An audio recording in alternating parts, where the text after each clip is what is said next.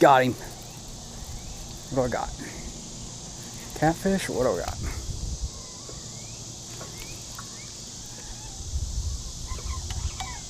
Well, something big. Son of a, what is that?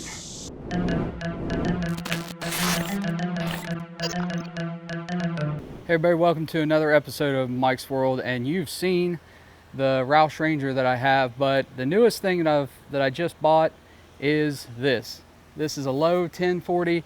It's a 10-foot John boat. Got it from a coworker who needed to get it out of his garage. He's got two other boats. Couldn't pass up the deal. It was a heck of a deal. Lets me get back out on the water, lets me fish again. And really, I just got back from my second trip out with it. Got some video here in just a little bit. I'll show you of my first trip. Actually caught some fish.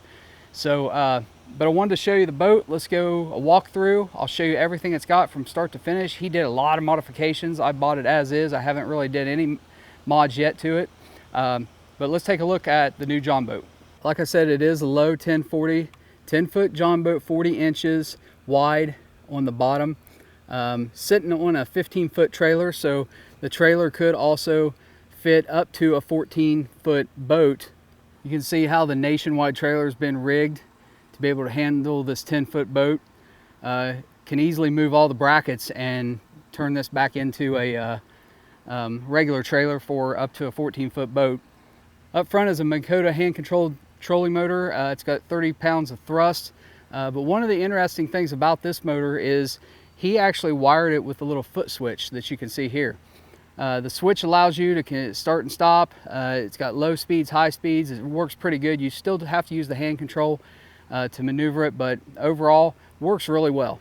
In the rear, you got a Yamaha 2.5 horse 4-stroke single cylinder gas powered engine. Doesn't work too bad. It can maneuver this thing pretty fast along the water. Starts up very easily, very low maintenance, and overall just a great motor. It's got a pedestal seat mounted right on the first bench. It also has rod holders mounted to the back of the seat. Up front we got the Lowrance Hook 5 Graph, and it is wired into a 12-volt 4-amp little gel cell battery. Trolling motor battery sits right behind the front seat, and it is wired around to the front of the boat to plug in the trolling motor. So just pop the top and charge it, and that's it. Never has to move. It's bolted down there and works great. Does have carpet throughout in the inside of the boat. Great all-weather carpeting, boat carpet. Got 2 sets of rod holders in the back, can hold up to 6 rods. Got the fire extinguisher, got an extra can of gas.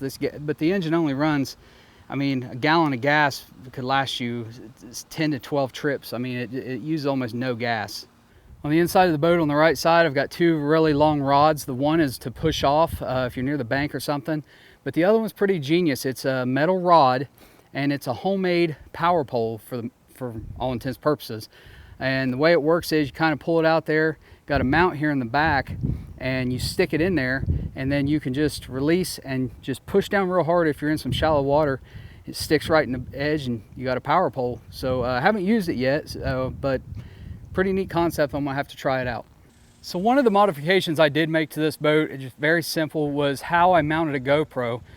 Obviously I have a chest one that I can use. You'll see some footage here in a second of that. But I needed to mount a GoPro to be able to see. Obviously I'm doing these videos, I need to have some video, right? So the best way I found to do this, and I wanted to share it with all of you so that you guys could see how I mount my cameras, and I'm going to add more like this, especially in the front. But I have this Kupo Superhead grip head. Now I do a lot of video production, work in television, so this is actually something you would use mostly for video, and it costs about 60 bucks. I'll put a link in the description if you want to see how it uses it. But basically there is a clamp on one end. There is an adjustable with little holes, and these are to hold rods. Normally C-stands or things like that could hold an umbrella.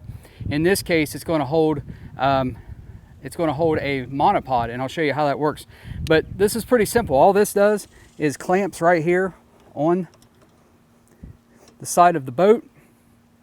I have a very cheap Sunpack 6700M monopod. All this is just, it's a monopod for a camera that you would hold on the ground. In this case, I'm going to extend the bottom out just a little bit,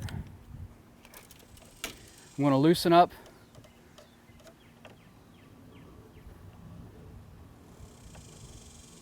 Loosen this way up. I'm going to stick the monopod right in there like so. Line it up. And I'm going to clamp it down. And then you'll see on the top it has a little 1/4 thread. And I have my GoPro and I have a little ball head, Manfrotto ball head. I'll put a link to the description in this as well.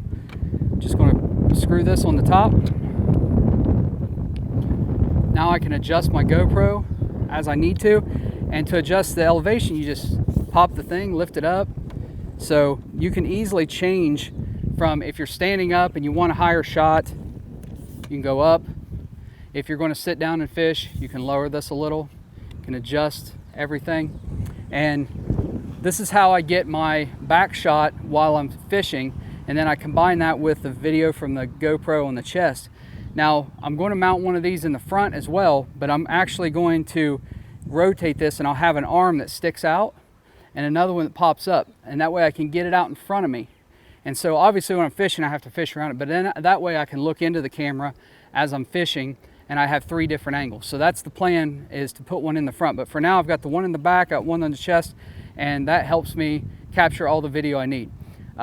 Here is a brief look at my first trip on the water with the Lowe 1040 and some action on the water. Check it out.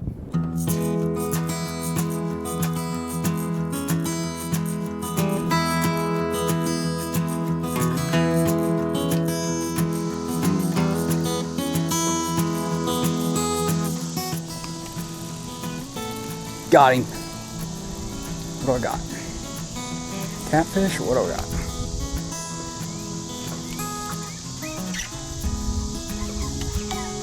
Oh, something big. Solid. What is that? Striper. Striped bass. Look at that. Hell yeah. Big old striper. Come on, baby. Get in here.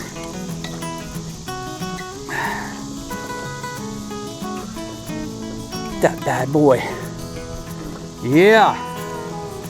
Big old striped bass. Hell yeah. Deep cranking.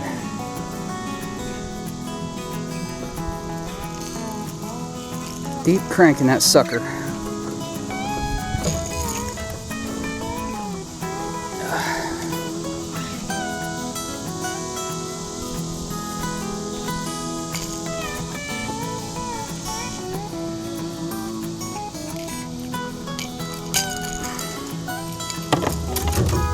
Oh yeah, look at that.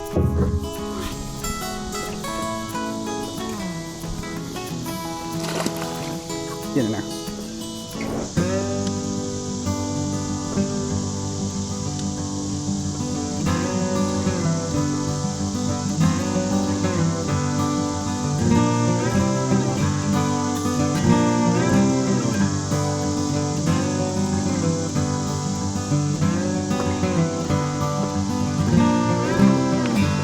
Got another one, got another one. Out here in the deep water. Another striper.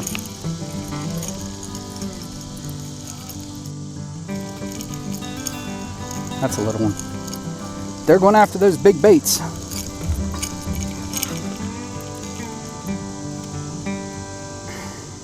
All right guys, so that was my first trip on the water with the new boat. Caught a couple of fish. Yes, if you caught it, I did misidentify off the bat. I called them striped bass. They weren't. They were white bass.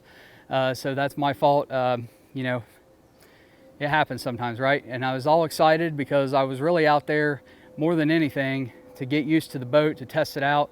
I was doing some fishing, but I really wasn't out there for the fishing. I was really out there for to get used to the boat. So, you know, stupid mistake on my part. But hey, if you like these videos and you want to see more of them, please subscribe to the channel, like this video, and always leave your comments.